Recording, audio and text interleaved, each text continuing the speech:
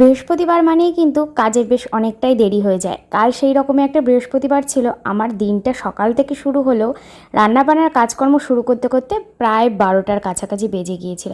আর সকালবেলা খেয়ে নিয়েছিলাম 1 গ্লাস চিড়ের স্মুদি, যেটা কিন্তু আম দিয়ে বানিয়েছি। ডিটেলস রেসিপি আমি তোমাদের সাথে শেয়ার করেছি। তারপর বসে পড়লাম এখানে সবজি কাটতে। আর এখানে দেখো আমাদের ঘরে কে এসছে, আমাদের ঘরে এসছে পাকো।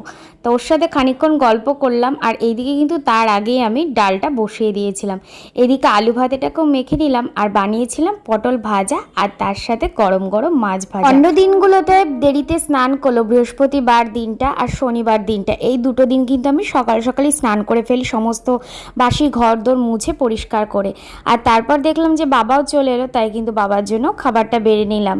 গরম গরম ভাতের সাথে এই রকম পটল ভাজা, আলু ভাতে মাছ ভাজা আর ডাল, এটা কিন্তু খেতে বেশ ভালো লেগেছিল। গরমের মধ্যে এই রকম সিম্পল খাবার দাবার তোমাদের কার কার পছন্দ অবশ্যই কিন্তু জানিয়ে যেও। টাটা।